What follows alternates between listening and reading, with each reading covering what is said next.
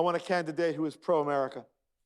As God says in Job, he makes the nations great, then destroys them. He enlarges the nations, then leads them away.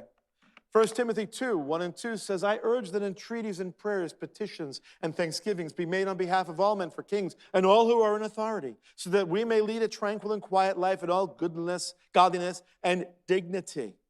So we can be pro whatever nation we happen to be in. I happen to be a citizen of America. And so I want a candidate. I want a president. I want a party that is like me, pro-America. Can we advance that slide? I'm stuck. Thank you. I do not want a candidate who stands for the 1619 Project and believes that our society is systemically racist and America is a terrible nation that has never been great. I don't want a candidate like that. I don't want a candidate who stands for Marxism and anti-Semitism and defunding our police. When I'm in trouble and I've got a bad guy, I don't want to call, who am I going to call? Ghostbusters. Well, I don't want to call a social worker to help me. I want to call a policeman. If I'm having dinner, I don't want to be surrounded by a punk mob demanding that I raise my fist in solidarity and say, Black Lives Matter. How is this able to stand in America? I will never know. But how'd you like your mother? How'd you like your wife to be in the position of that lady? Your daughter to be in the position of that lady?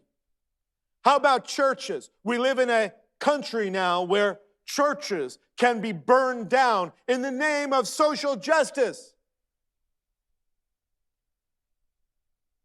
Persecution of believers begins with the destruction of their property.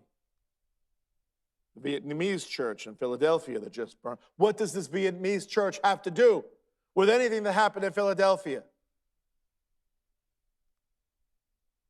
But this is indeed what democracy looks like. Mob rule. Our respected President Abraham Lincoln, torn down. This is the dark moment in America's history. This, and depending on how our vote goes on November 3rd, we'll either have more of this or we'll have a return. But of course, these protests are only fiery. They're mostly peaceful, right? We know that. Just like the Titanic's first voyage was mostly successful.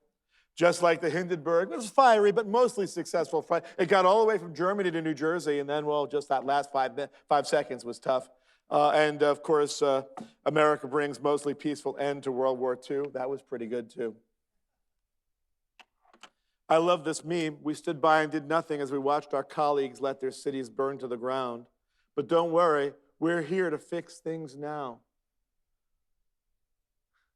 Pick up a phone. Make a speech. You have done nothing except when the riots were beginning to show up on the polls. All of a sudden, we saw some action. Be ashamed. Be ashamed. So if you treasure and have a deep and abiding love for our nation, the Democrat Party is not for you.